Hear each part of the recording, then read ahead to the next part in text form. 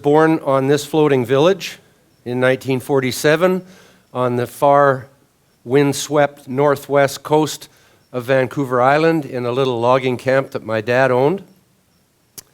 There was no road to Winter Harbor. It didn't actually come till 1965. When I was a teenager, I thought, wow, now this place is going to grow. Half the people use the road to get out. Anyways, there's what it looks like today. Just a sleepy little fishing village with lots of salmon on the other side of those hills. And the view from our cabin there, which we go to all the time because it's such a beautiful, peaceful place full of wildlife and mostly nature and not that many people. At 14, I was shipped off to boarding school in Vancouver, where I soon learned city ways, studying life science in my high school years, and eventually going to the University of British Columbia, where I continued with that, biology, biochemistry, genetics, a little forestry, which is the main industry in my province. And in the mid-1960s, before the word was known to the general public, I discovered the science of ecology, the science of how all living things are interrelated and how we are related to them. It was the height of the Cold War, the Vietnam War, the threat of all-out nuclear war, and the emerging consciousness of the environment. I was transformed into a radical environmental activist. Can't seem to get it to go that way anymore. I found myself in a church basement with a like-minded group of what appeared to be hippies. Actually, all of us were professionals of one sort or another, planning a protest voyage against U.S. hydrogen bomb testing in Alaska. We proved that a somewhat ragtag-looking bunch could sail a boat across the North Pacific, provide a focal point for media attention to the nuclear tests, and help change the course of history. When that H-bomb was detonated in November '71, it turned out to be the last hydrogen bomb the United States ever set off. President Nixon canceled the remaining tests in a month or so after we did this. Flushed with victory, on our way back from Alaska, we were welcomed into the big house at the Namgis Nation at Alert Bay, where we were made brothers of the tribe. That's me in the middle with hat in hand. And for us, this began the tradition of the Warriors of the Rainbow, which we'd never heard about before. But it's a Cree legend that says one day when the skies are black and the birds fall dead and the waters are poisoned, that people around the world will join together to save the earth. We named our ship the Rainbow Warrior, and I spent the next 15 years on the front lines of the movement around the world. Next, we took on French atmospheric nuclear testing in the South Pacific. France was still detonating atomic and hydrogen bombs in the air in the early 70s, sending radiation around the southern hemisphere. They were a little more difficult.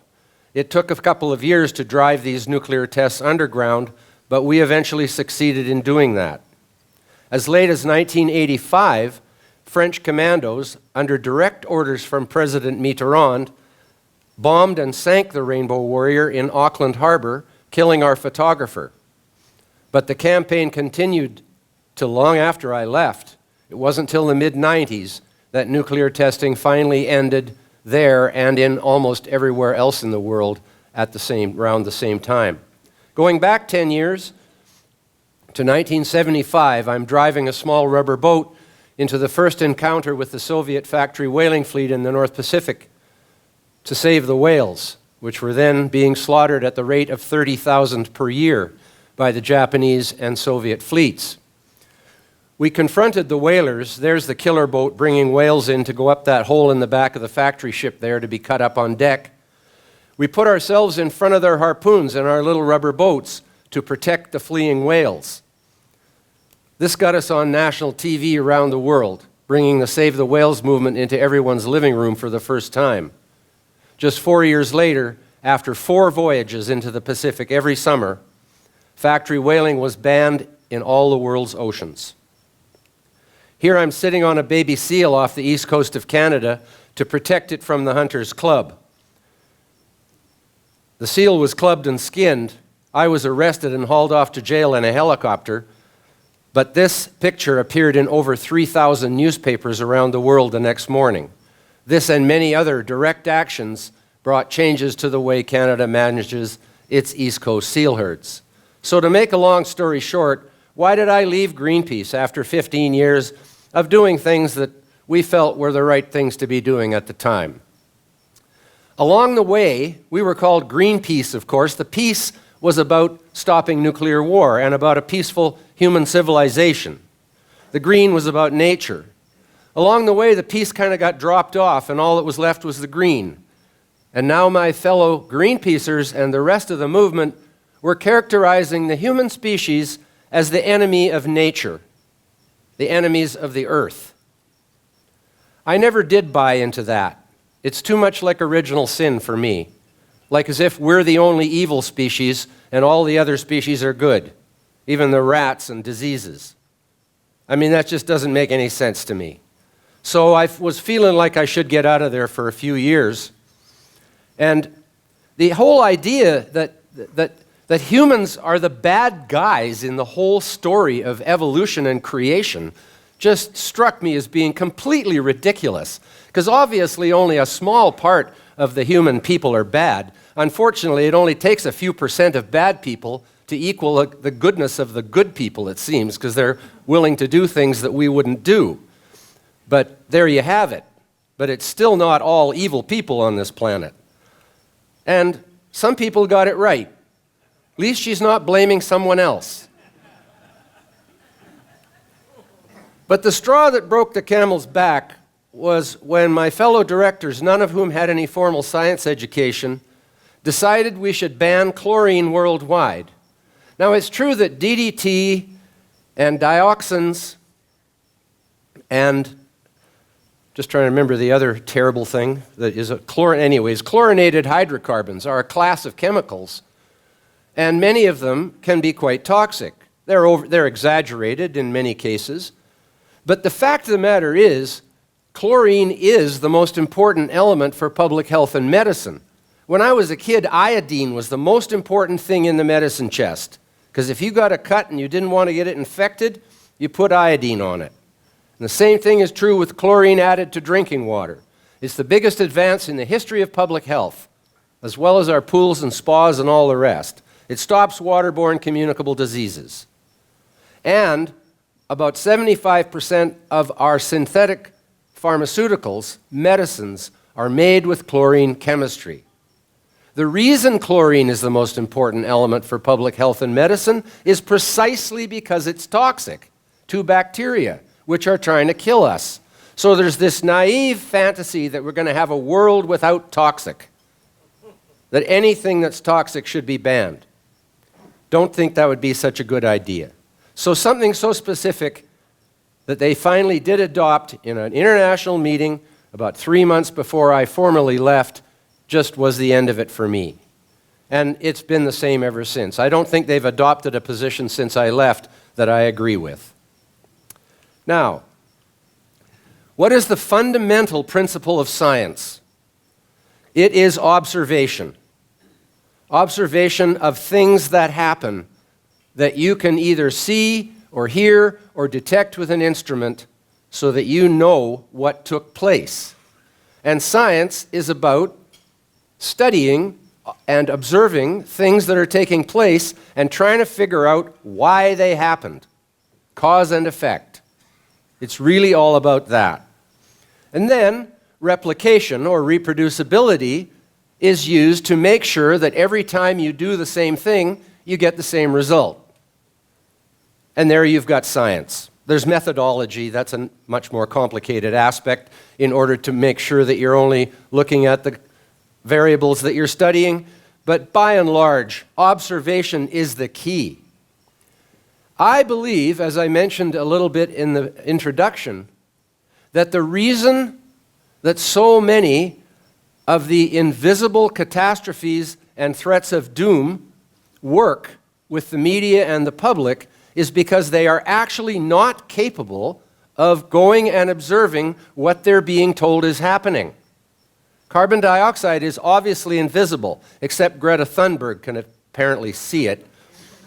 And that's what she's doing there, is she's saying, oh, I can see what it's doing, right? Which is a lie, but she's saying that, and the reason she's saying that is to verify to other people who might believe her that she knows what's really happening, just like the people in the movement and in the politics and the scientists with their government grants are all telling us they can see what's happening. They can't see what's happening. And so they can make up any story they want. And of course, correlation is not necessarily causation, but causation requires correlation. Look at this 570 million year history of, in the blue, temperature, and in the purple, CO2. Look at the middle of the graph there, where first one goes up and the other goes down, and then the other goes up and the other goes down. Exact opposite of correlation. This is perfect negative correlation, which proves there's no causation if it happens all the time. But it's happening most of the time in terms of the long-term CO2 and temperature trends. And many of us have known this for a long time, and yet it still doesn't have any impact on the extremism of the reporting and adoption of policies like climate emergency. Just doesn't have any effect. My favorite is this perfect correlation between ice cream sales and shark attacks. And this highlights a very common phenomenon in correlation, and is why correlation does not imply causation, is that very often a third variable underlies these two, and that's warm weather in the summer when people eat ice cream and then go swimming and get attacked by a shark. It's just the way it works. Okay, number one invisible catastrophe is that polar bears will become extinct due to warming and ice loss. Well, actually, polar bears aren't invisible, are they? But how many people can go to the Arctic and go the whole way around the Arctic Circle and count how many polar bears there are? I don't even believe anybody has done that, but there's probably some sampling procedure where they fly around and see how many there are in a certain area and make an extrapolation from that. Nobody can verify this for themselves, though. And this is what you get from National Geographic. This is what climate change looks like. A direct quote from the magazine. It has absolutely nothing to do with climate change. It has to do with an old, starving polar bear. And of course, all polar bears die in the end. Is there somebody who doesn't think that, doesn't know that? And they don't have old folks' homes to go to, where their kids can pay their rent. Well, usually they can pay their rent. Maybe their kids don't have anything left over after that, though. But imagine that, using an image like this, a sad image like this, to say it's climate change. And the same with the NGOs. This is the face of climate change from Sea Legacy. And they make money on dying old polar bears with no teeth left. That's what they're doing. It wasn't until 1973 that a historic event occurred. Up till then, polar bear hunting was unrestricted around the entire Arctic Circle. The population had been reduced to between 6,000 to 8,000. Nobody ever talks about the treaty that was signed among all the Arctic nations to limit or ban polar bear hunting. Canada allows 2% of the adult polar bears to be harvested with an Inuit guide for a rich hunter. And the Inuit guide ends up with like $10,000 US or something, which is a good thing. But the population now is estimated at between 22 and 31,000, and Susan Crockford said it could be up to 40,000. It has increased by a tremendous amount because of the end of unrestricted hunting. That's all it took, because a lot of polar bears, you can imagine how many guys want to have a polar bear rug or a polar bear hanging on the wall. We know for certain, for example, that polar bears survived through the Eemian, the glacial period before the last one, so 120,000 years ago. Polar bears didn't evolve until 400,000 years ago. They're a brand new species. The only reason they exist is because it makes sense not to be brown in the Arctic. So brown bears, the grizzly bear, the European brown bear, which came in only 15,000 years ago to the New World, along with the people, turned into a polar bear. They can still breed with each other successfully. The polar bear is in fact not a distinct species. It is a variety of the European brown bear. So there you go. And this is from this year, a picture of the northern hemisphere. And they say the ice is disappearing. This is from April. Well, it's still pretty cold up there in April. And so they say if the ice disappears, which it refuses to do, that there will be less polar bears if the ice shrinks, because there won't be as much ice to hunt seals on. How do they expect to get any seals if there's no ocean which can grow plankton in the Arctic? If the whole Arctic Ocean is covered with ice. No plankton grows under ice. It needs sunlight. So when the sea actually gets exposed in the Arctic, then the plankton can grow and feed the fish and feed the seals and feed the bears. So the idea that less ice equals less bears is complete BS. In the Eemian, there was probably way less ice than there is now, and polar bears survived through that. Of course, there wasn't unrestricted hunting either. But they did survive through that, and they will survive through what's ever happening now. This just shows Arctic sea ice extent going back to 1900. The first 13 years are reconstructed, but from then on we actually have records. And it was in 1943, actually, at that low point there, when the Canadian boat St. Roch went back and forth through the Northwest Passage one year and then the next coming back. It was wide open for a boat with only like 100 horsepower. Actually, Amundsen got through there in 1908 with 6 horsepower. And these days, it's quite often still blocked so that boats can't get through, even in the summer. So it hasn't changed that much. And down below you can see from, I think that's from 1980s to the present, that's not much of a trend going on in the Arctic these days. So they haven't talked a lot about the polar bears going extinct lately. Have you noticed that? It's been a little quiet. That might be because the people who actually live in the Arctic, the Inuit people, did a big study around the whole pole and put it out tabled it in the Nunavut government in northern Canada, saying there's too darn many polar bears now. They're eating our people. They're coming into our kitchens through the window. And you saw how big that polar bear was there that hunter killed. This isn't like a black bear coming in your house. This is like a dinosaur, a Tyrannosaurus Rex coming in your house.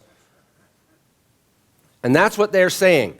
Too many polar bears, because they've been unrestricted in their growth. It used to be that the Inuit controlled a number of polar bears to some extent. The only reason the Inuit could ever live there in the first place because they had a pack of dogs that could get the polar bears to go away. Otherwise, they would have eaten them all. But now they're starting to eat them again. That's not good. Not good for Inuit. Okay, I won't spend as much time on climate change as I normally do, but this is, of course, number 2, invisible catastrophe, and we can't see CO2, so we can't see what it's doing, and we don't even really know exactly what percentage of the greenhouse effect CO2 is, but it's less than 5% if you use arithmetic properly. You look on the internet and all the warmists say it's only 60% of the water is only 60%. Well, what else is there? Mostly only CO2. It's 40% of the greenhouse effect? No. Water is 25 to 125 times more prevalent in the atmosphere than CO2, and it has a wider bandwidth of absorption, and that's just humidity. So CO2 is definitely 95 or more, H2O is definitely 95% or more of the greenhouse effect, leaving CO2 possibly negligible, undetectable, insignificant, etc. That is almost certainly the case. We are at the tail end of a 50 million year cooling period, which began with the Eocene thermal maximum 15 million years after the dinosaur extinction. We don't know why this happened. It might be continental drift changing the ocean currents. It's not anything that's obvious. But it's such a long-term thing that continental drift kind of is in the right time scale to be affecting this sort of thing. But look where we are now. The coldest it's been in 50 million years. It's actually the coldest it's been in 250 million years now, even in this interglacial period. Here's the last 5 million years, 5.5. 2.5 million years ago, or 2.6, is where they say the onset of the Pleistocene occurred. And there you have, for the first 1.5 million years, the 41,000-year cycle based on the tilt of the Earth changing, and the 100,000-year cycle based on the orbit of the Earth changing. The Pleistocene conundrum is, why did it change from the 41,000-year cycle to the 100,000-year cycle? That answer is not known. Coming a little closer to the present, this is the Holocene. We have been in a cooling trend for 5,000 years already. We are ending the Holocene. They're normally about 10,000 years long. This one is now well into the 10,000-year period. So what we see there is probably the beginning of the long descent into the next major glaciation 80,000 years from now. I mean, that's what it looks like. And it's been so regular for 1 million years, 10 times for 1 million years, that there you have it. And here is a wonderful chart.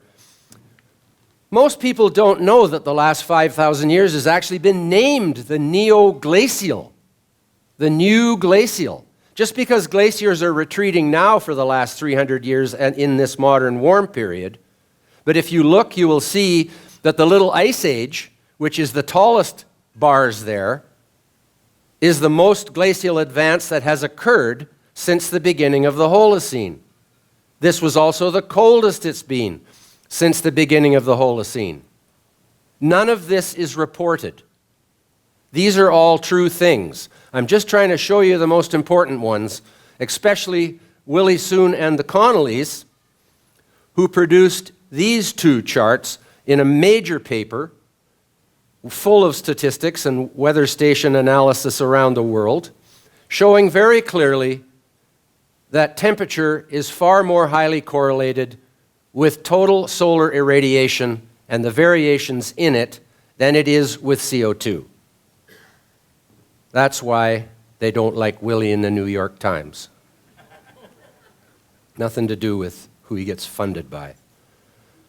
This just shows for a number of parameters that extreme weather events are not increasing. As a matter of fact, in some cases decreasing. It's actually predictable that hurricane strength will decrease as the Earth warms, and the difference between the polar and temperate temperatures becomes reduced, because it's the difference between cold and hot that makes these tornadoes and cyclones. So there you go. Even the IPCC. Now this is interesting, because the IPCC agrees with this. They say there's no trends, but that doesn't affect the activists and the media, or even many of the scientists like Michael Mann. They just play the extreme weather thing. First they said it was global warming, then they changed to climate change, and when you said that was a pretty cold winter last year, they said, oh no, that's just the weather. You mustn't confuse the weather with climate change.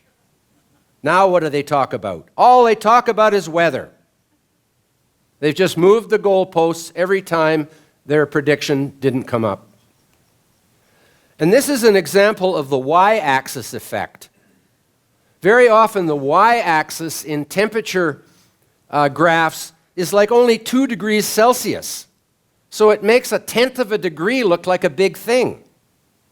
This is using sort of a normal range of global temperatures and showing 144 years of global temperature. It's not like as if there's a catastrophe going on there in terms of warming. It has warmed, and if you look at the bottom red line, you can actually see that it rises above the hashtag mark across there, but not very much. This is a much more in tune depiction of what's actually happened in the last 140 years. Post-glacial sea level rise, of course, the sea was 420 feet lower, 120 meters lower than it is today at the height of the last glaciation, 18 to 20,000 years ago. And then the melting began and continued very rapidly in terms of time scale up until 8,000 years ago. Now they show on this graph, and they always show that from 8,000 to the present, there's been a slight net rise. Many of us do not believe that. In fact, there may have been, because of the neoglacial cooling, an actual net reduction in sea level rise over the last 5,000 years. And this kind of demonstrates that. Thousands of islands at the equator in Indonesia and Palau and Vietnam, a little to the north, look like this. They are made of rock. That is erosion from a quiet tropical sea. As a matter of fact, it looks like maybe the tide's gone out a little bit since it started.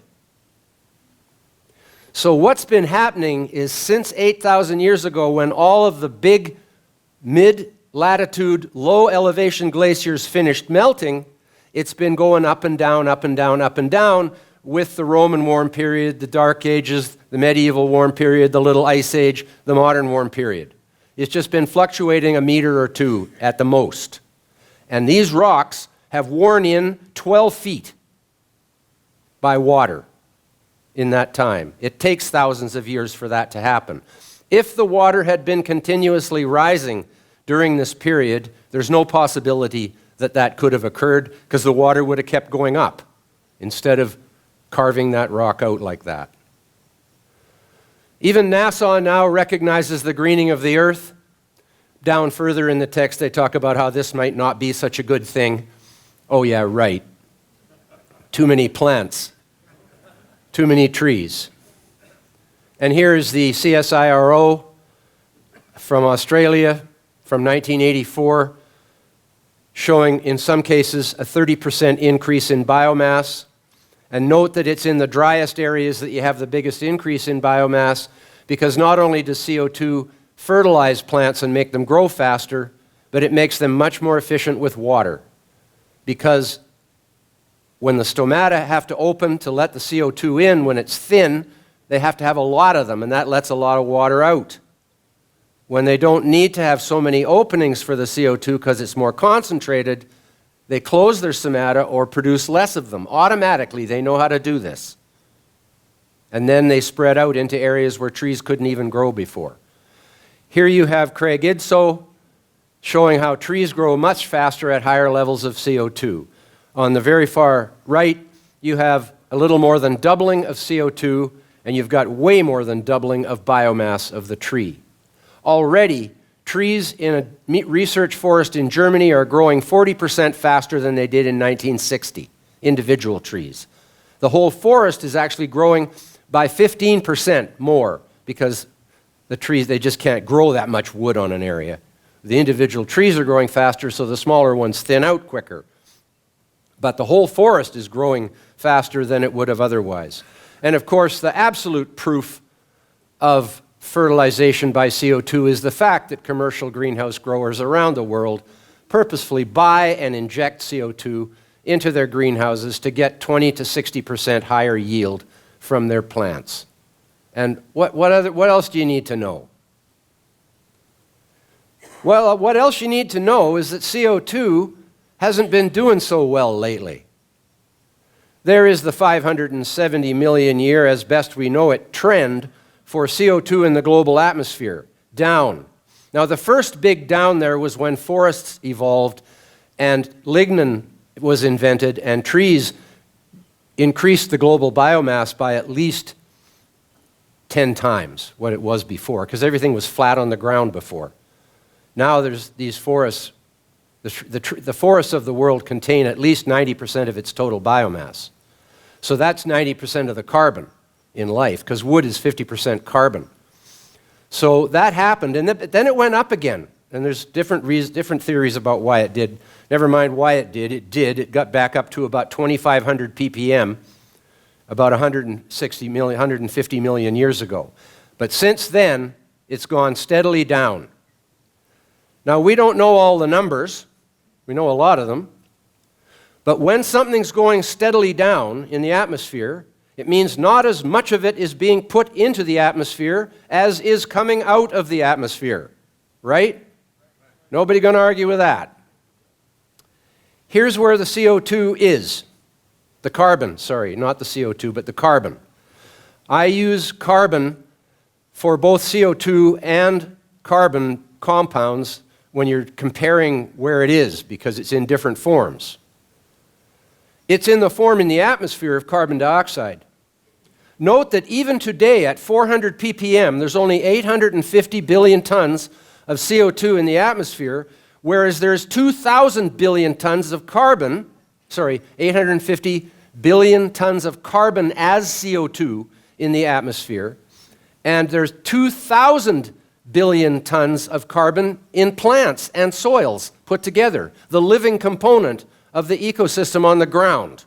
This does not count marine life.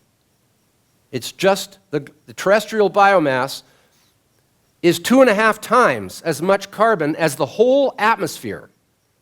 And it was down so much lower before we came along at 180 ppm 20,000 years ago that it was almost like gone from the atmosphere compared to what's in the rest of the ecosystem in the cycle. Note that there's 45 times as much CO2 in the oceans as carbon as CO2 in the oceans than there is in the air. So a very small change in oceanic CO2 results in a big change in atmospheric CO2. When the oceans cool, they take CO2 in. When the oceans warm, they let CO2 out. But the balance overall, look where the carbon is. Earth's crust.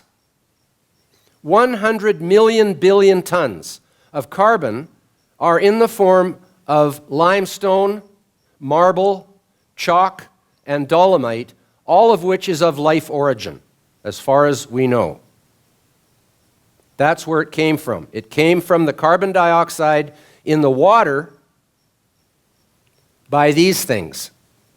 Calcifying marine organisms, which 500 million years ago learned to control the crystallization of calcium carbonate to build armor plating for themselves.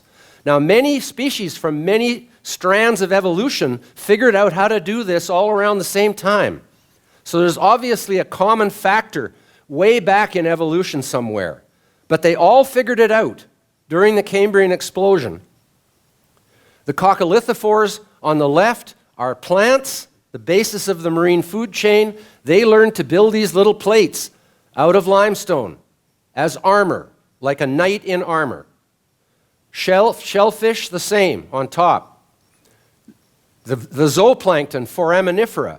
You see the holes in that net of calcium carbonate on the foraminifera? A coccolithophore fits right through there perfect. So they go grazing through the ocean in huge schools, blooms, grazing through blooms of coccolithophores and eat them. In the end, though, and then there's the coral reefs, of course, on the bottom, which is about 50% of all the limestone has been produced by them over the millennia. They all go to the bottom when they die, or stay on the bottom, like coral reefs do. And they take the carbon out of the sea and put it away 100 million billion tons. Even fossil fuels are only 500 to 10,000 billion tons of carbon in the fossil fuels. It's way less than the amount of carbon that's been lost to calcium carbonate through shellfish. And if this were to continue, if this were to have continued, and we had not come along to start restoring a balance to the global carbon cycle with our fossil fuel emissions and cement production, which is about 5% of our CO2, and that's actually taking the limestone and turning it into calcium oxide and CO2, putting the CO2 back from what the shellfish did. But most of it is putting the CO2 back from what the plants and plankton did by making their soft bodies, their actual living part, their tissue. So there you go. That is why we are actually the salvation of life rather than its destroyer. And this is what has to be learned. Because when people realize that we are not the only evil species on earth, but in fact are the salvation of living creation, because CO2 would have continued to go down, and gradually the life on the surface would die, and gradually after that the life in the seas would die from where it came in the first place, because the CO2 would all end up on the bottom as shells. That was going to happen. We changed that. Inadvertently, just like the shellfish inadvertently, by making armor plating for themselves, presaged the death of all life. We have saved life from certain death as a result. Coral reefs around the world are dying. Reefs are not only invisible because they're underwater, but they're also mostly remote, especially from people around here. So nobody can really see what's happening. And of course, in April of 2016, during the El Nino event, which warmed the oceans on the other side of the world, and then we wept. There's a lot of weeping going on television these days and in the newspapers. Then we wept. David Attenborough is getting really good at weeping.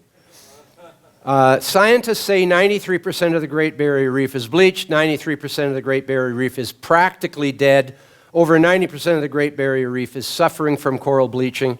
That was in April of 2016. In April of 2017, the Great Barrier Reef is now terminal, as in cancer. Great Barrier Reef, terminal stage.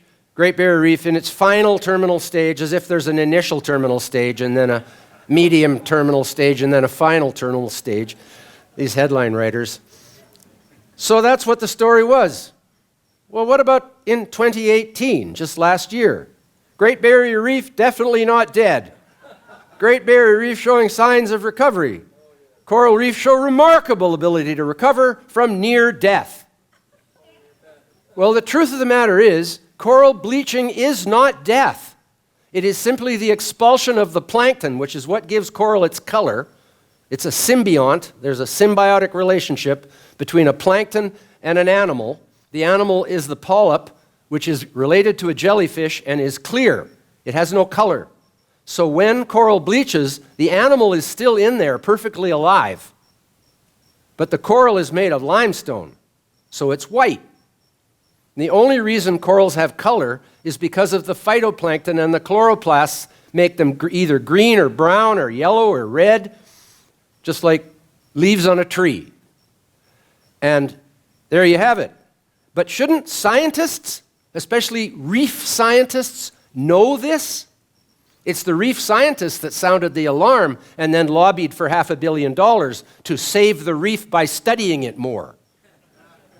Right? What were they going to do? Go out there with reef doctors? And stop the bleaching? No, they were just going to go out there in a nice place and dive and snorkel around and then come back and apply for another grant. Because even though the science is settled, we must study it more. The proof in the pudding here, they're saying the corals are dying because it's getting too hot. I showed you earlier that the world is colder now than it has been for 250 million years, and corals have survived all through that time, and even till today. The corals have basically retreated to the warmest oceans in the world. And the very warmest ocean of the world is the Coral Triangle, where my wife and I have been on 2 big snorkeling adventures on boats into Papua and down in the southern Indonesian archipelago, where there is by far the largest diversity of coral in the entire world, 600 plus species, and the highest biodiversity of reef fish in the world. So if you ever get a chance and you like snorkeling or want to learn, go to the Coral Triangle, Solomon Islands, Philippines, and eastern Indonesia. The warmest oceans in the world are the most biodiverse coral and reef fish oceans in the world. And the other oceans are cooler and therefore are not as ideal for coral as the warmest ocean in the world. Is that not a clue of some sort? Willie covered this a little bit. There is a sea of plastic twice the size of Texas in the middle of the Pacific Ocean. They got two of them here, one on each side. The middle of the Pacific is very remote, and this is a fake image, all photoshopped up. Here's another one, a new continent, the plastic nation, they called it. You know, it's about half the size of South America, right? You'd think you'd know about it if it really was there. It looks like you can walk on it. But as Willie showed us, you can see Hawaii, and I don't think it's twice the size of Texas. And you can see the Fiji Islands and Noumea and New Zealand and all the islands off Papua New Guinea there, but you can't see no plastic garbage patch because it does not exist. And when you challenge people and they realize you know that it's a lie, they say, oh no, but really it's all microplastic. And it's below the surface, just below the surface. One guy tweeted to me that this is where all the see-through plastic ends up. All the clear plastic goes to the garbage patch and is suspended just below the surface.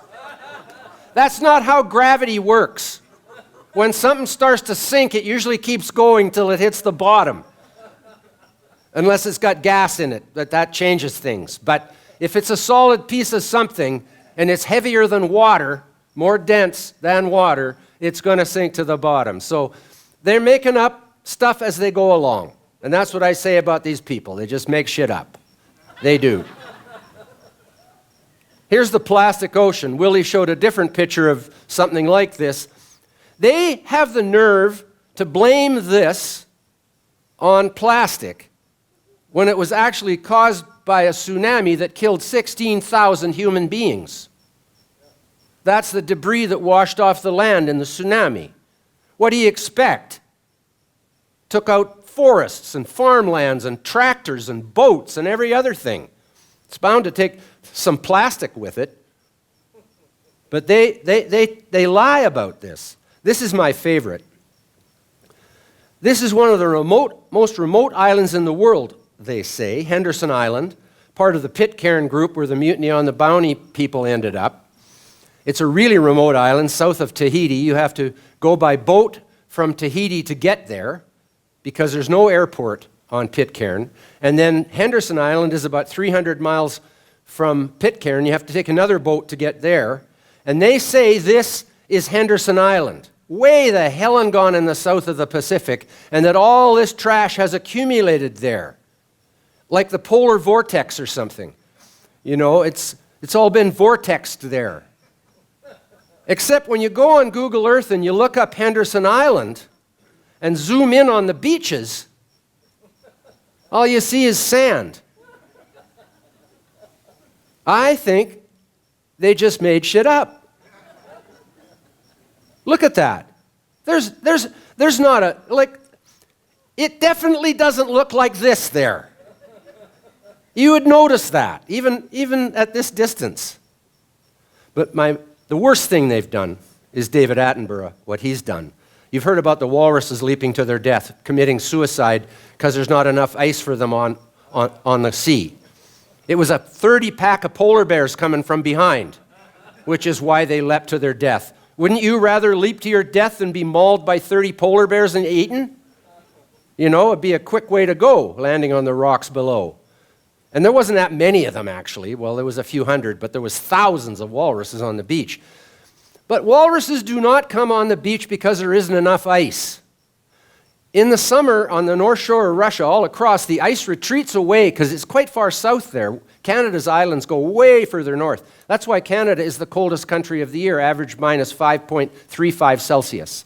Russia is minus 5.30 Celsius. Those are the two coldest countries in the world, and we're all worried about climate change. The Russians are smart enough not to. What did David Attenborough show on his nature flick? He showed an albatross feeding plastic to his chick, and he was practically weeping about what a sad thing it was that the mother albatross was mistaking plastic for food and feeding it to a chick. David Attenborough wrote the book, The Secret Life of Birds. He actually knows about birds, and he knows they don't have any teeth. And he knows that's why they have two stomachs. One, like ours, which has acid in it for soft stuff to go to, like a squid, and the other one for hard stuff to go to. That's the gizzard. That's why birds eat stones, in order to grind their food in their gizzard instead of with their teeth, because they don't have any. So albatross have learned to use pumice floating on the sea from underwater volcanoes, because there are no pebbles on the islands out there. It's just solid rock. And they find pumice because it floats, little bits of it, and they give it to their chicks to go in the gizzard. They take pieces of wood when pumice is scarce, especially, which it sometimes is because there wasn't an underwater volcano recently near them. So they give wood or hard nuts. And now, these days, there's these pieces of plastic floating around in the ocean. So they feed them full of it while they're chicks, because they don't have to fly, so they can have quite a weight of these grinding things. And the more grinding stuff they have, the faster they grow, and the faster the adult won't have to go get their food for them. So that would be an evolutionary advantage. So this is what's happening here. This is not infanticide, it is nurturing. And David Attenborough makes it out to be infanticide to all the children who are watching his nature films, when he knows perfectly well it's a lie. I'm sure he also knows this is a lie. Willie showed another one this morning that wasn't quite this graphic. This is staged. Obviously, you can't get that much plastic in an albatross chick. They got other things in there too, like, hearts and livers and things. It's not just a hollow thing. That's what they do. 1,200 marine species grow on marine debris, including plastic. Wood and plastic in particular create a huge amount of habitat and food. They are like a little floating reef. Crabs and bugs of different kinds, arthropods that is, like little shrimps and stuff, and barnacles in particular, this is the pelagic barnacle, grow on the bits of food, of plastic. That's why fish eat bits of plastic, usually. They don't have gizzards. They have normal stomachs. But they eat bits of plastic because the plastic's got food all over it. So they just swallow it. Evolution has been going on for a long time, and one of the smartest things it did in pretty well every species that survived through evolution was it made the out hole bigger than the in hole. Right? Because if the in hole was bigger than the out hole, that would be a problem if you ate something big that didn't digest properly. So that's what nature did. Even sponges knew to do that. So there you go. It's not going to happen that these animals get plugged up. And all these paper bags in the whales, I'm sure that's all fakery. Plastic bags in whales. And maybe the straw in the eye of the turtle was real, I don't know, but I wouldn't put it past them to shove the thing in there. No, I'm not kidding. They'll do anything. Look what they do. They do this. And then there's that whale that Willie showed, the plastic fake whale with all the plastic pouring out of its mouth. Those are just sensational images. How to solve this problem? Because plastic is really just litter. It's a lot of litter, especially in Asia, where they just throw it in the rivers. If you think of recycling, of all the materials we use, metals are simple. Almost all of them are recyclable. Paper, much of it can be recycled, but not all of it. Wood, much of it can be recycled. Big timbers from old barns, whatever. You can recycle a lot of wood. Plastic, a lot of it can be recycled. But what do you do with old running shoes? What do you do with the thin plastic that's put on meats and stuff? You're not going to recycle that. It's covered in blood, and it's just like pizza boxes. They don't want it because it's full of pizza crust and tomato sauce. What you do is energy from waste. This is a highly sophisticated technology that is used all around the world, especially in concentrated countries like Europe and Japan, where it's too expensive to use land for landfills. So they don't have landfills. They have energy from waste. So what you do is you take everything that isn't worth recycling in the combustible category, because glass and metal are the non-combustible category, and even if you haven't got enough to do with your used glass, you just crush it and put it in road beds. Use it as an aggregate in asphalt or in concrete. So it's easy to get rid of the glass if it's not suitable for recycling. Metal's almost always suitable for recycling, whereas the combustibles are not. There's a whole portion of combustibles that get thrown in the garbage because they're not worth doing anything with. My garbage at home is pretty well all plastic now, and it's the packaging kind of plastic mostly. That should be going to make electricity. So there should be a price on it. It doesn't have to be that high. People will go down the highways and collect it for nothing. All these highways that you see that have people who are volunteering to collect all the stuff besides them, if they could just take it to a place that was going to pay for it, whether it's 2 cents a pound or what, it would go and make electricity and or district heating and or both. And that would solve that problem completely. I'll come to questions. I'm trying to work my way through this now because I don't do all 12. This is my favorite one, though. Africa's oldest baobab trees are dying at an unprecedented rate, and climate change may be to blame. So see the baobab tree there? It looks kind of dead, doesn't it? Because baobab trees are one of the very few tropical trees that are deciduous. So they take a picture of it when it's got no leaves on it, as if it's dead. When they got leaves on them, they look quite alive. There are hundreds of thousands, if not millions, of baobab trees in Africa. They're in Madagascar and India too. But this is about Africa. Now, what if I put a headline, China's oldest people are dying?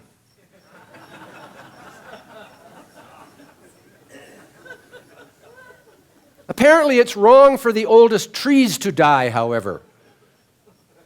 If the headline said Africa's youngest trees are dying, you'd think maybe there was a problem. So, but at an unprecedented rate. Now, it turns out the only authority quoted in this whole story anywhere in the world is a Romanian chemist. The Romanian chemist has declared that 8 of the 13 oldest baobab trees in Africa have died in the last decade. That is less than 1 per year.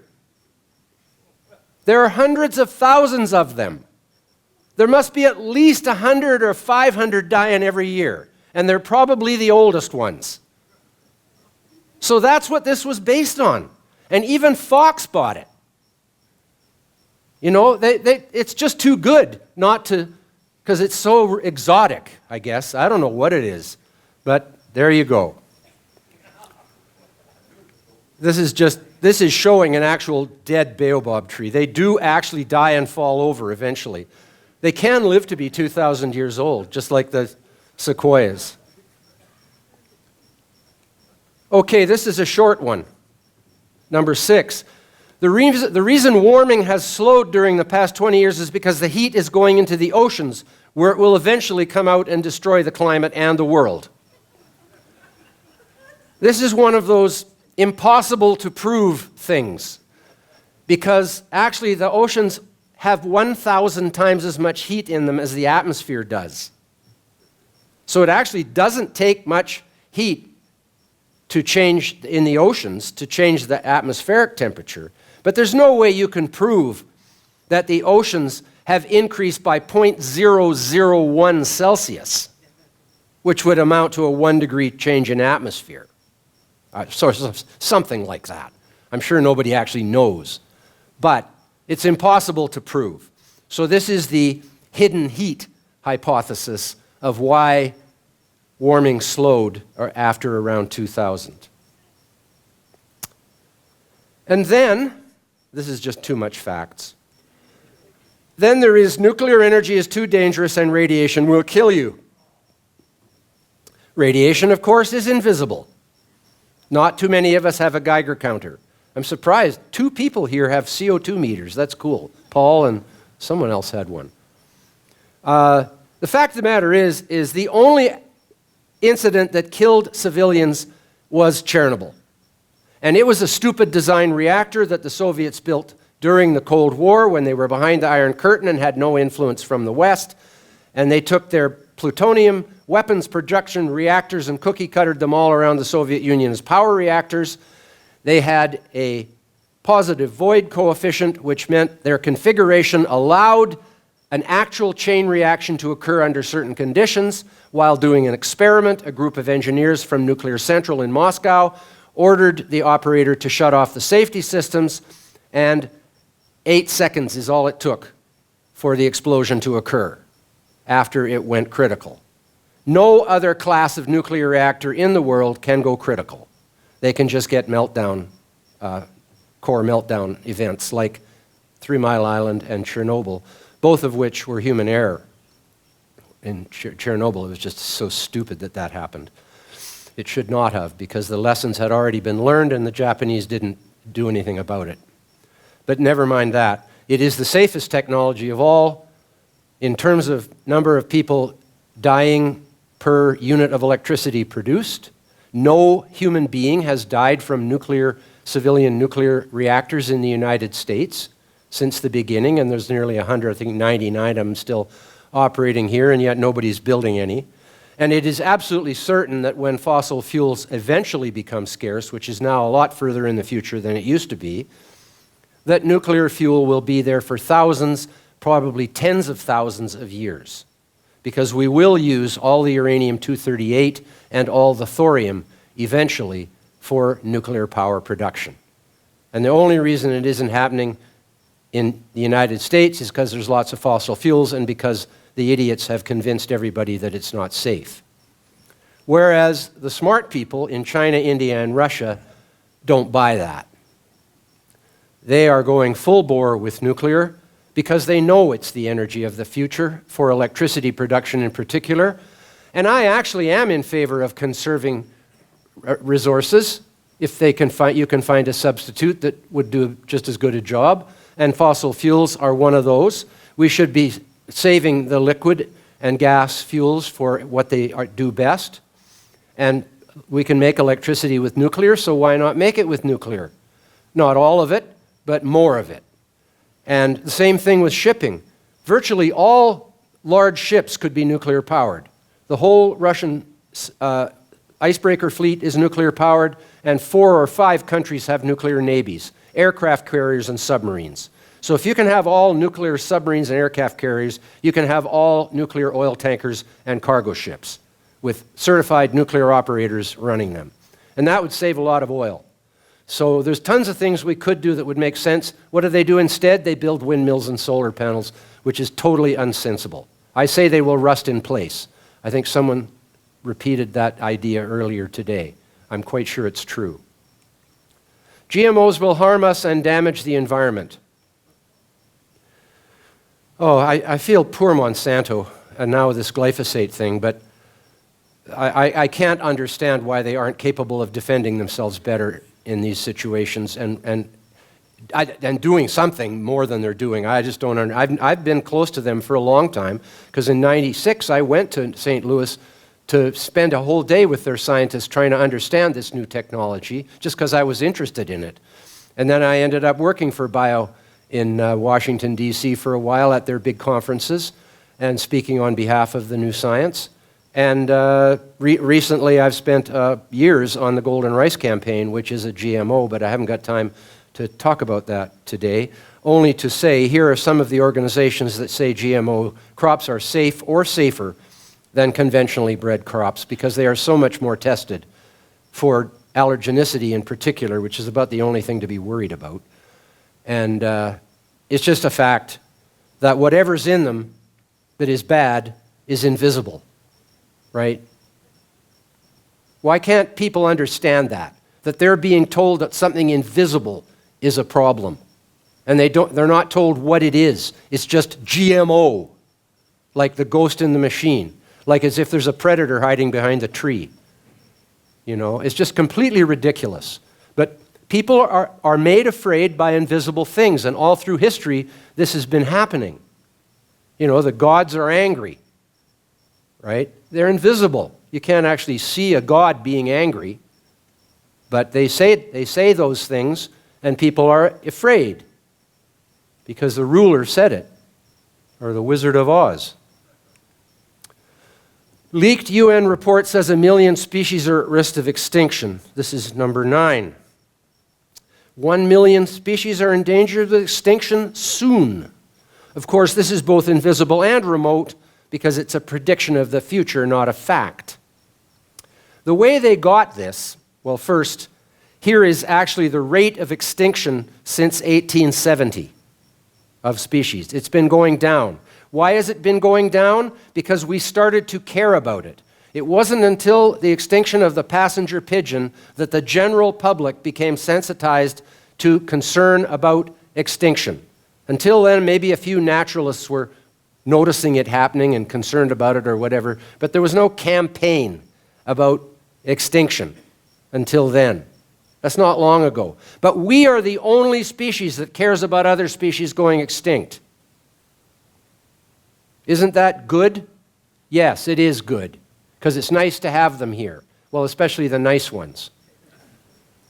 There you go. And here is a picture of the biodiversity of life on Earth since the Cambrian explosion 540 million years ago, before which for 3 billion years all life was microscopic, unicellular, and confined to the sea. So this is when it really started to happen.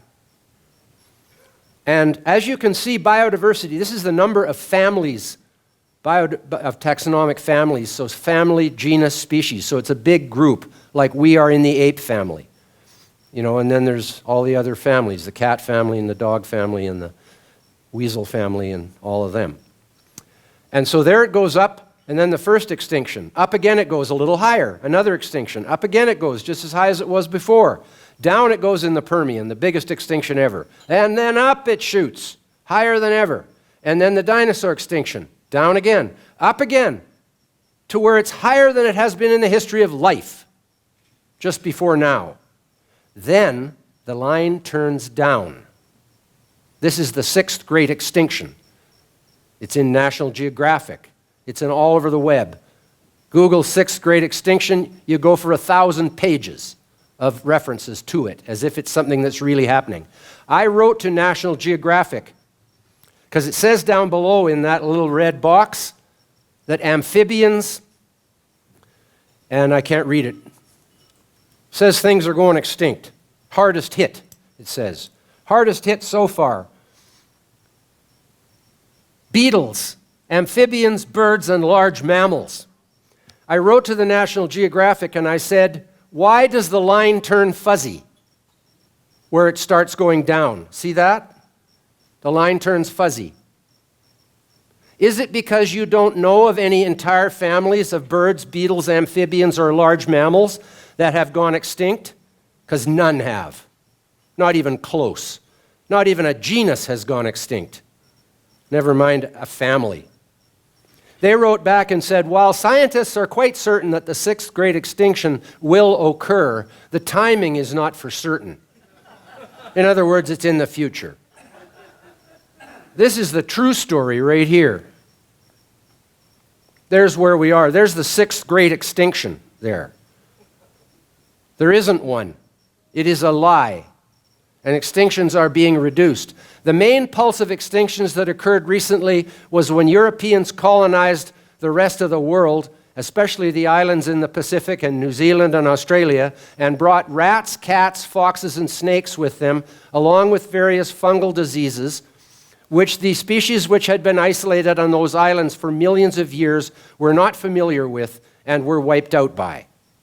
That's the last time there was a pulse of extinctions, and it has been going down because those that were vulnerable are already extinct, and many of those that were still vulnerable are being protected by programs to keep them alive. So that's what's really going on. We are the good guys, or the good people, that is. Guys is one of those man-centric things, isn't it? Got to stop that. Just got to stop that. Here's some of the species that went extinct because of Europeans. The dodo birds, sailors killed them all for food on Mauritius. The passenger pigeons, people in North America killed them all for food into the markets. The Carolinian parakeet was a predator on crops, the only parrot in the New World, in the North American part. They were also in Cuba, but they're all gone now because they were preyed on farmers' crops. They had the unfortunate habit, as they came in huge flocks, as the farmers shot at them, they all wheeled around in the air above the ones that were falling on the ground dead until the last one was killed. Not a very good strategy. But that's what happened. And way back, when people first came to the New World, they killed all the mammoths because they were slow-moving and had a whack of meat on them. And that seemed to make sense at the time. So that's what happened there. Do you realize that camels and horses went the other way on the land bridge? They are New World species that went to Asia the opposite way that people and reindeer and wolves and grizzly bears came. They went the other way. The people in the other side of the world thought, wow, those things look like they might be useful. So, of course, camels and horses became the main transport for people and goods. The Silk Road, Arabian horses, and all of that, armies, the conquest of Rome by the Mongolians and everything was all on horses. And the people in the New World, who were the ones that had to leave for some reason and come across the land bridge to get over here on this side, what did they do with all the native horses and camels over here? They ate them all, instead of realizing they would be useful. Except for by the time they got to South America, they realized the llamas and alpacas were useful, and those are camels. But none of the native horses were saved. So talking about extinction and the loss of habitat, this is what happens when we produce ethanol for vehicles. Oil doesn't do this. This is what happens when you grow palm oil for diesel, biodiesel, for the European market. Normal diesel doesn't do this to the land. It just makes a little hole. And this is what happens with the solar panels. That was natural habitat. So this is stupid.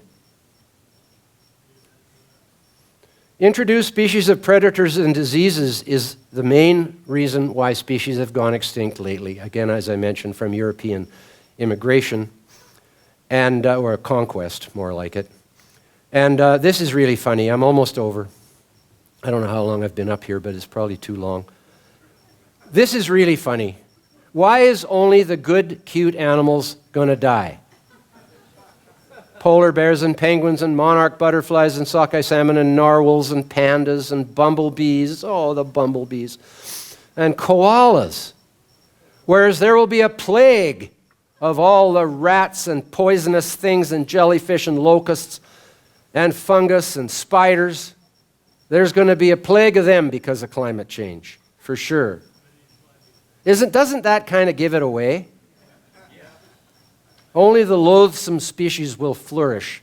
This fellow, John Robson, he's a Canadian from Toronto. He writes in the National Post, national newspaper, and he's a fabulous guy. He's straight ahead, straight as an arrow.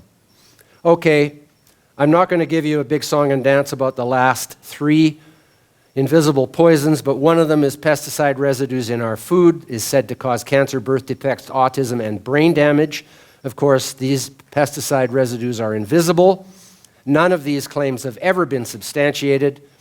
The Cancer Research Institutes of the US and Canada published a peer-reviewed concluding joint study in '99, a multi-year study, that there is 0 evidence of cancer caused by pesticides and residues in food, but they pointed out that 30% of cancers are caused by tobacco consumption and 35% are caused by poor diet, and none can be attributed to pesticide residues in food.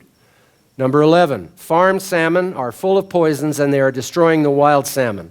This is invisible because they're underwater just like coral reefs. Farmed salmon are not full of poisons. They take pressure off the wild fish by supplying the market with farmed fish. They provide one of the healthiest foods, and they employ coastal people year-round.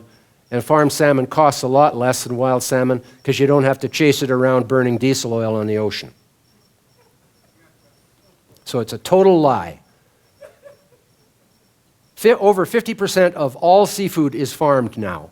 When I started my salmon farm in 1985, where I grew up in Winter Harbor, I ran it for 10 years with my brother and brother-in-law after I left Greenpeace, before I came back into environmental work again. We produced salmon there for 10 years, and it was really, really an amazing experience to learn. We were right at the beginning in North America of growing salmon, and now, at that time, only 5% of seafood was farmed in 1985, and now it's more than 50. And tilapia, of course, is one of the big successes, but try the steelhead that Costco sells, if you haven't. It is the best aquaculture product yet. It beats Atlantic salmon, in my estimation, for flavor and color and texture and just plain goodness. They have it everywhere, Mexico, Canada. It's being grown in the Columbia River near the Portland Airport. It's being grown in Lake Diefenbaker in Saskatchewan and Quebec, and I don't know where they get it in Mexico, but they probably import it from here somewhere. I haven't looked into all the places they're growing it. Whoop. Ocean acidification will kill all the coral reefs and shellfish in the world. Invisible. And this is actually the most totally fabricated thing there is. Some of the other things they've got, coral bleaching actually does happen, and actually the world is warming a little bit, and CO2 is a greenhouse gas, and so they got something to hang it on, you know, a thin thread to hang it on. But here there's no thin thread involved. It is a complete and utter fabrication. Absolute rubbish. Ocean acidification. The pH of the oceans changes daily, yearly, hourly, more than they can possibly predict it will change from CO2 rising in the atmosphere. The pH of the oceans in coastal environments where rivers are coming in changes radically, not just the pH, but the salinity and the oxygen and the temperature and every other thing. You think that would kill all the barnacles? No. They know how to survive in really radical changing environments. All the shellfish that live near the beach all know how to do that. So just that one point puts the lie to it. Not only that, when CO2 was 6,000 ppm in the Cambrian explosion is when calcification began, when there was lots of calcium in the ocean. They're probably having trouble getting enough of it now, and CO2, because it's so low. So there you go. Those are 12. I bet there's 50. You could probably find 50 things, especially to do with CO2, like how many, the French wines are going down in quality, and salamanders are getting shorter, and like there's a whole bunch of really bad stuff happening from CO2. And it's probably all, they're not invisible, but no, who's going to check the salamander length? That's almost perverted, especially if you get public money to do it. So ladies and gentlemen, that is the 12 fake, invisible catastrophes and threats of doom. The future is ours to create. It is a bright future. We have saved life from certain extinction by the calcifying marine organisms, which are not evil either. They are nice. They didn't mean to do it. But it's a good thing we came along to straighten things out. Thank you very much.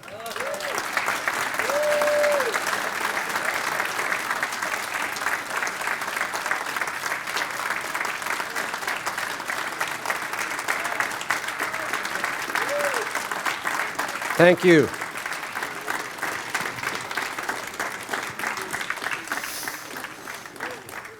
Questions, please. Great talk, Patrick. Congratulations. I have a story about using glass in asphalt. I-95 in Connecticut runs east and west on the north side of Long Island Sound. And they had a stretch in there where you drive along at night, and they had a sign telling you all about it, that your headlights would shine on this and it'd be bright coming back at you because of all the little pieces of glass that were all rounded up, and they reflect back toward the light source. And Jack Stevens, who is one of the world's experts on road surfaces, testified before the state legislature, and he told them that, you know, if you put glass in the sublayers of the asphalt, it works fabulously. It's just as good as any aggregate you can buy. But if you put it onto the surface, then the sunlight shines through it, and melts the asphalt behind it, and a piece of glass comes out and it gets ground down. So it's really not very good for that. And so he told all the people at the legislature that was true, and the response he got was, yeah, but it doesn't show the under part. Second point, just a small one, about this acidification. If you add CO2 to water, it does decrease the pH. Funny. If that CO2 goes into a plant, it reduces the CO2 concentration. Who talks about the increase in the pH? Thank you. Yeah, they got to get that right with the light, but or maybe they should put it in concrete more, but it's certainly not hard to get rid of glass. And that brings me to your waste-to-energy facilities. We've got several of them right around the Washington, D.C. area. Each one of them produces enough electricity for 75,000 homes. In addition to what you were talking about, you get a lot of other recycling matter out of it. For example, the glass that just gets thrown in ultimately comes out in lumps of glass to be recycled the way you're talking. Light bulbs. You get not only the glass, but all the metallic parts that otherwise just go into a landfill. Aluminum foil that generally doesn't get recycled, paper clips, staples, all kinds of little things that Right, normally so they're not would sorting, get. they're not doing a complete sort to get all the metal and stuff out of there. No, but at the end, sometimes, at our facility anyway, they're pulling it out with magnets and so forth, and you get an additional amount of recycling. And then at the end, you've got about 10% of the volume, and it's all basically carbon. Right. That you can landfill or do whatever you want with it, but you've got 10% of the original volume. And then as to the warming oceans and how that's where all the heat is going, and that's why it's not showing up in the atmosphere, I thought the really magical part of all of that is that it's ending up in the deep, deep ocean where you can't get the instruments down there to find it, but it's hiding down there. Yes. But the magical part of it is that somehow it just jumps from the surface all the way down there, and it just jumps through the middle layers of the ocean, and they're not detecting it there. It just magically, defying all the laws of thermodynamics, makes it from the surface all the way down to the deep ocean. And I think that's really a pretty cool thing that they've got going for them. It's probably cloaked. Great. It's Klingons. Just a little trivia about the nuclear plants in Russia. In China, excuse me. Bill, I can't remember his last name now. Gates? But anyway. Bill Gates? No. It's the book I'm trying to think. Bill Tucker wrote a book on Earth energy, and he said that in 2006, Westinghouse went over to Russia and built the Russians their first 2 nuclear power plants. They insisted, of course, in having the blueprints. They went back the next year after they finished the 2 and asked them, would you want some extra additional nuclear plants? They said, oh no, we can build our own now. And that was in 2006. Here we are just a few years later, and they've got plans running out to 200 of them.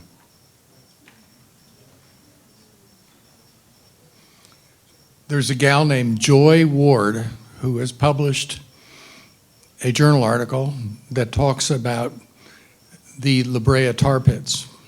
And in fact, there are junipers that were carbon starved in the last glacial maximum in the La Brea tar pits. So just what you're saying about not enough carbon dioxide in the air, that indeed happened to the junipers in the tar pits at La Brea in California. Right. I understand actually there's in many places an ash layer that indicates there were large fires at that time. And as you know, as you go up in the atmosphere, it becomes thinner. And so CO2 was 180 at the surface. So that's only 30 ppm above the death of plants. So as you went up in altitude, it's possible that the plants starved the high elevation forests starved and died, and then lightning caused them to have a conflagration. We don't know what happened, but the three most recent ice ages, or glaciations, all had that happen, going down to about 180. So it was definitely on its way down to a level where it would have started causing terrestrial vegetation to die. And once all of the terrestrial vegetation had died, then the oceans would have still quite a bit of CO2 in them, but there wouldn't be enough in the atmosphere. And then as the marine organisms continued to build calcium shells, the oceans would become depleted, and because of the equilibrium, that would just deplete the atmosphere more and more and more, and it would just go down. It would go down to where pretty well everything was dead. And if you just take a straight extrapolation, which is the logical thing to do, people abuse the word extrapolation. Those UN scientists who said 1 million species are threatened with extinction, all those species were made up. They said, we know there's 1.5 million species. They said that means there's probably about 8 million species. So now 1 million species could go extinct tomorrow and you wouldn't know they'd existed. That's how they did that. And they call that an extrapolation. The word extrapolation actually has a definition. You extrapolate from known historical trends. And if there's an acceleration occurring in the known historical trend, you can play with that, but there's no extrapolation, there's no acceleration happening in global warming. There's no acceleration happening in sea level rise. Yet they do these so-called projections. They've changed the word to projection in many cases, because extrapolation actually does have a proper science term, A projection is just like a projection. It's like you can pull it out of thin air, just make stuff up. Just guess. Yeah, just a lot of uneducated guesses. Yes, sir. Yeah, the thermal content of plastic, the thermal content, is identical to oil. They're both 20,000 BTUs. Yes, paper's pretty good too. When you talk about these invisible things, I'm Michelle Sterling with Friends of Science. When you talk about invisible things, isn't it kind of similar to medieval prognostication, where, you know, the Augsburg Book of Miracles showed people predicting the future because of certain environmental, weather events. And they were actually buying indulgences and praying to the gods, or the god, that, please stop all these things because we can't see what's happening, but we know that there's weather cooking going on. And isn't this like a contemporary transference of that? Yes, it's entirely medieval. And it just goes to show you that some things in human society and culture don't really evolve very much. It seems to me that there's a number of factors involved in these doomsday predictions, one of which is power. Because if you can predict the future of the doomsday, then you have a lot of control over people. And so you get power. But I think that also at the bottom of it is the projection of your own fear of death onto the death of the world. And because if you're going to die, then the whole world should die. Something like that. So it's really fundamental, distorted psychological factors such as greed and fear and, lust for power and that sort of thing that are beneath. Because it always has galled me that these people who say they can predict the future of things, they look smarter than me because I admit that I can't. And therefore I must be dumb if I don't know what the future is going to be. But you look at the predictions of the future that have been made in the past, only a few of them have ever been correct. Nobody even predicted the internet. Well, actually, yeah, Al Gore did, yeah. He invented it. Actually, Orwell predicted the compact disc in 1984, in the book 1984, and that was written in the 30s, wasn't it? Oh, that late. Okay, so he predicted the compact disc. There's a spinning disc that they found in a cave after the nuclear war that had all the history and knowledge of humanity on it. And it was not so much a compact disc, it was a hard drive. So Patrick, one of the things I found fascinating was the extinction event slide. And I actually live in an incredibly smart neighborhood. I don't count myself in that group, but 2 doors down is one of the lead geoscientists for Schlumberger. He has an amazing presentation, and Willie, you'd be real curious about this. And he feels like most of the extinction events on the Earth occurred when the Earth was in a position of the asteroid belt. And we were taking huge hits and the mantle was exposed. And that resulted in global darkness, mass extinction events across the planet. That's some pretty fascinating stuff. Yep. And I often thought, when we go back millions of years, do we take into account where's the Earth position relative to all the crap that goes on in the universe? Well, there's no doubt about it in my mind that the last great extinction, the dinosaur extinction, was definitely an asteroid impact at Yucatan. The crater is there for all to see. It wasn't discovered until the 30s, but because it was so covered in vegetation. But about half of it is in the Yucatan Peninsula on the north of it, between there and Florida. And that asteroid was at least 60 to 100 miles in diameter. And it penetrated the Earth's crust into the magma and threw it into the stratosphere. And so photosynthesis was ended for a long time, and the species died as a result. And the only ones that survived are the ones that ate the dead ones, probably. And then going back to the Permian extinction and the other major extinctions, there's really only 2 possibilities in the final analysis. One is absolutely massive volcanism and spewing matter into the stratosphere. So a huge volcanism event that occurred because a plate opened up or who knows what, right? That's another possibility. But you're right. There's no reason to believe that some of the others, or even all of the others, weren't asteroid impacts. Because I don't know about 65 million years ago whether we were going through an asteroid belt or not, but those things are all over the place out there. Oh, yeah. And some of them are 100 miles in diameter, So and bigger. So Jeremy, is this part of your strategy? All future questioners got to be 6'5" or taller? Is that how this works? Yes, Debbie. In 2012 at the Rio Earth Summit, I remember watching this, what I thought back then was an extraordinary video. That the person who put on the video, I was with Mark Morano and Craig Rucker and Lord Monckton and a few others, friendlies, and the video was about Greenpeace doing a 4-camera shoot. It was an all-day shoot where an Eskimo had a big hook and a baby seal, and you could see the blood on the ice while a cow followed it, and was that a fake? No, I was there. And so did Greenpeace kill the baby seal? No, the hunter killed the baby seal.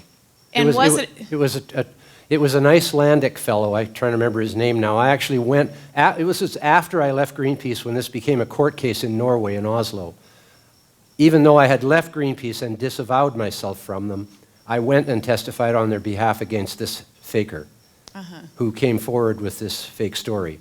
The truth is, what happened, and what happens often, is the mother seal tries to defend its pup. And so the hunter bashes it over the head or drags it away with the hack-a-pick or drags the pup away from the mother because the mother can actually harm the hunter. And so that kind of confrontation happens a lot. The mother tries to defend its pup because they're up on the ice. And they're still nursing, so it's still got the full-blown mother-pup relationship of nursing going on. Sure. And which in all mammals is a very close time. And see, now they wait till the pups have weaned before they kill them. And that's some consolation. But then they killed them while they were weaning and had their white coats. After they've weaned, their white coats fall off and they're brown. So they don't look the same way anymore. It's not the same product. So what happened in this case was the hunter killed the seal, got the mother and the seal separated, bashed the baby seal over the head, skinned it out, and they just leave the carcass there and pile the skins up in a pile over on the side, because they're quite numerous in these fields of the nursery grounds, basically. And I mean, we weren't after this hunt because of extinction. At least, and some Greenpeacers made the mistake of saying things like that, and I had to correct them, because not with the whales it was an issue of extinction and wiping them out. With the seals, it just seemed to me that in this day and age we shouldn't be wading into the nursing colony of a wild marine mammal and bludgeoning all the young to death in front of their mothers. That was more of a moral or animal ethics issue, especially. And Jacques Cousteau said, no, it's no different than a pig slaughterhouse. And I didn't really agree with that, although I love Jacques Cousteau. But he got he got hired by the Canadian government to defend the baby seal slaughter. But so he skinned the pup, and its carcass was laying there. The mother waddled across the ice after the hunter had left, and we filmed this happening. And then it came, and the pup is here, laying here. The mother put its chest over the carcass and wept. So that is a true story. I've been looking for that ever since 2012, hoping that it would, appear on YouTube, because my understanding of that was that it was an all-day shoot. You could see that people pointed out that the sun, was changing, and the shade of the Eskimo and was changing. So it was an all-day shoot, and I remember There were no Eskimos there. Those are Newfoundlanders. Okay. And so, but I did come across a video of the HSUS, which, if you're in the livestock or agriculture industry or animal owning, not guardianship industry, you know that Humane Society, who supports, very powerful, corrupt, in my opinion, politicians, did a video in, I believe it was 2014, of a seal slaughter as well. So I was just wondering, in your opinion, do Greenpeace and organizations like HSUS, corrupt organization, work hand in hand on these kinds of, tear-jerking stories to sway a public opinion? Greenpeace was never a joiner with other groups. We acted on our own. It was competitive to a certain extent, but if anybody in this room, if they saw what was going on out on the ice, would not think it was right, if you're a modern person. Now, even the Inuit didn't do that. They hunted adult seals. And adult seals have a lot more meat on them, and they have skins that are worth making clothes out of. The baby seal pelts were used for trim in fashion. They were not used to make clothes. The problem was that in the marketplace, it's easy to identify adult seal skin, the mottled look and the short hair of it. And so Europeans in particular were basically boycotting adult seal skins, which are coming from the Inuit in the north, in a controlled hunt that's monitored and part of their traditional lifestyle. So, but baby seal fur looks like rabbit. Doesn't look even slightly like. And they dye it pink and blue and orange and every other color too. But even when it's white, it looks like something like rabbit. So there's no way to identify it in the market.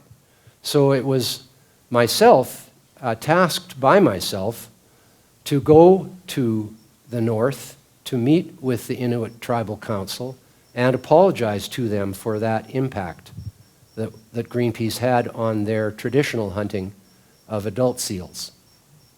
I, for one, was never against hunting. But how many people would think it was okay to hunt spotted fawns while they were still nursing in the spring? It's the exact same thing. And that is not when we usually kill babies, when they're nursing still. And so I still think that was the right thing to do. And it's not as if Greenpeace doesn't fake stuff, though. They fake stuff all the time. They're faking everything about the plastic and all of that. But we didn't fake things back then. We honestly did not. Bob Hunter, who sort of led the whale campaign, and I was his closest ally, closest friend, and sort of second in command, because I've never minded being 2IC. And I think it's really important for anybody who's in leadership to have been second in command for a while before they take over, because so many egotistical men end up getting into positions of authority and not understanding what it's like to be under that. And so Bob, though, was a journalist with very little science, but thought he knew a lot. And I had to correct him all the time when he was writing press releases about that the baby seals would go extinct, for example, or the seals would go extinct when there's millions of them. And that isn't going to happen. And so my nickname became Dr. Truth in Greenpeace, because I truthed all the stuff that came out Very short, very short. for a long time. Sorry for such a long answer to that question, but it is still rumored all over the place that that was a staged event of the baby seal, but it wasn't. It was real, and I was there and witnessed it. And it all happened in a very short period of time, within half an hour. Thank you. We have time for just one more question here, and then we're going to have to call it a night. All right, thank you. Hi, my name is Kitty Kamashko. I'm a guest of Dr. Thomas Scott, who's a member of this organization. Hi, Kitty. Hi. I was a member of the Coast Guard Auxiliary for 30 years, and I really, really appreciate what you're saying, but I have to make a comment about the plastic.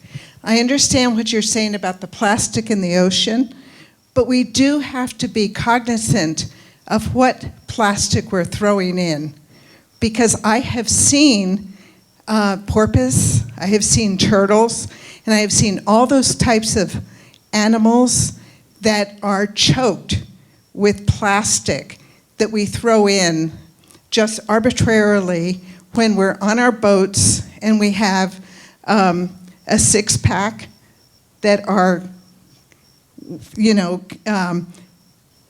with plastic, and they have all those little holes in them. Well aware. Yes, yes. And so when we say that plastic is not a problem, that type of plastic is.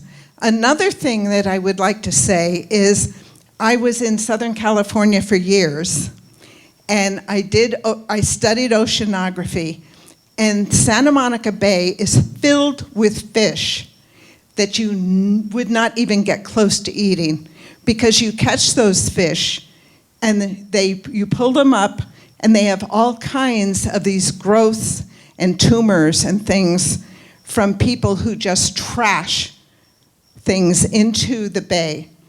So while I agree with you that it is over-publicized and overdone, we can do a much better job of keeping the bays and the oceans clean.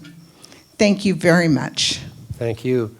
On the marine plastic, it's almost all discarded fishing gear that is the problem, because fishing gear is meant to catch things, especially nets. So educating fishermen to bring their damaged nets to the dock and dispose of them on land, or especially if there was a waste-to-energy plant to send them to, is what's needed. So a lot of this is about social and political changes and technological change. But there's no way that plastic in the ocean is causing tumors on fish, because it isn't toxic. They wouldn't let us put all our food in it if it was. And they wouldn't let us wrap our meat with it if it was toxic. They wouldn't let us carry credit cards that were toxic. They wouldn't let us have vinyl records that are toxic.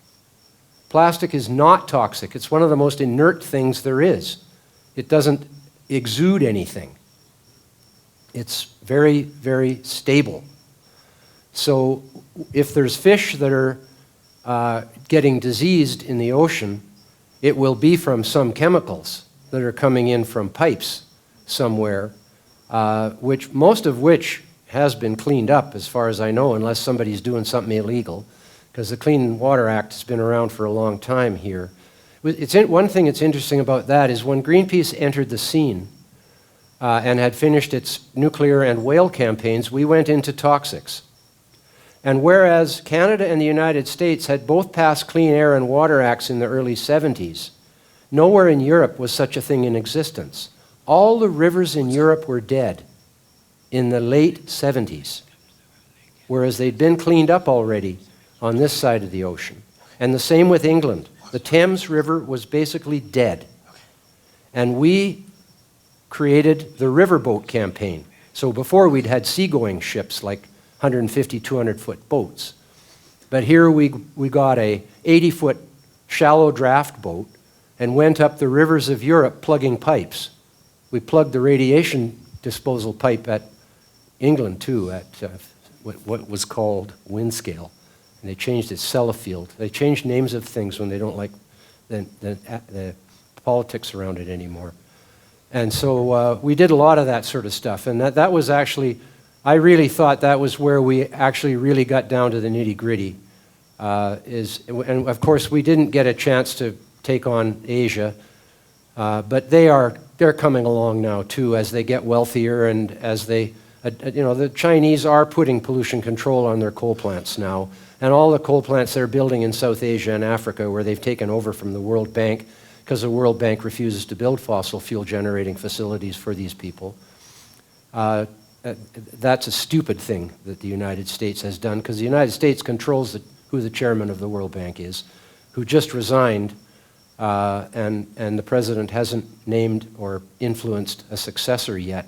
And the World Bank is still, now they've decided not to build gas plants for anybody, as well as not building coal plants. But the truth is that plastic is more of a litter problem than it is a pollution problem, but it's the fishing gear. Now most bottlers of beer are now getting away from those six-pack plastic things and putting hard plastic on that's solid, that can't get around a neck of a bird or a marine animal. So that's changing. But in the final analysis, energy from waste is the ultimate solution to this, where people will voluntarily bring this stuff somewhere, and then it'll end up in the plant. And it might mean you have to put a price on the plastic. And who's going to pay that? Is it the manufacturer? Is it the public? Is it the plant? Is it who? These are issues that have to be sorted out. But it's worth money because it can make electricity. And it has a high energy content, a lot higher energy content than solar and wind does. So it's really worth doing. And Long Island has a big one on it. All of Europe and all of Japan have tons of them. The problem is the Greens are against fire. They've been against fire from the very beginning. They are basically against all combustion. I made a slogan back 20 years ago. Now we not only have to go back to living in caves, we can't even have a fire to keep warm and cook our food anymore. And that is the truth. They call it incineration, even when it's being used for useful purpose like producing electricity or heat for heating homes and buildings. So this has got to be overcome. So they're the ones causing this plastic war. At the same time, they're the ones that are preventing the real solution to it from being implemented. And that's how they work. They don't want there to be a solution, like the study that we did with Willie and the Connollys. Any solution you come up with that would work, they go right at it and put it down as if it's, no good at all. Can't have that. So they like it where there's campaigns that can never be solved. That's their favorite kind, because it goes on forever and becomes an eternal money-making machine. But as Willie showed, they do have a lifespan, these campaigns. It's flavor of the month, flavor of the year, flavor of the decade, whatever. But it's pop environmentalism almost entirely these days. It's like pop music. Sure, it's fun, it's great to listen to, and it's very cultural and popular and everything, and it goes through the society like a wildfire, but it's fake when it comes to these environmental crises that they're telling us that are happening. Things are getting better. And, Bjorn Lomborg is a really important person to follow, because ever since he wrote the book Skeptical Environmentalist, which is where I got Sensible Environmentalist from, is taking off from his slogan, he's been really good at calling out the truth about things. And even though he sort of pays lip service to the climate change, he puts it number 28 on his list of priorities, and so that he doesn't get attacked. They attack him anyways because they know what he's doing. But it's all a game, but on their side. But he really does get it. And the book he wrote showed how almost every measure is getting better. And now CO2 is going up, which is one of the better things that's happening on the planet today. We can make sure that CO2 remains at a level that is suitable for life for millions of years, even after the fossil fuels are ended. We're putting so much more CO2 into the atmosphere than is necessary to maintain it at its present level that it isn't funny. We could drop back by 90% and it still wouldn't fall. But we need more, though, to get maximum crop production. We need 800 parts per million, 1,200 parts per million in there. We might be able to achieve that with fossil fuels. But after the fossil fuels are gone, we know how to burn limestone with solar energy. And we can burn limestone till the cows come home and make cement. And if we got too much cement, we can just save it. Every country someday will have a quota for how much limestone they have to burn in order to help keep the CO2 at a healthy level in the global atmosphere. That's a prediction I'll stick with. Thank you very much.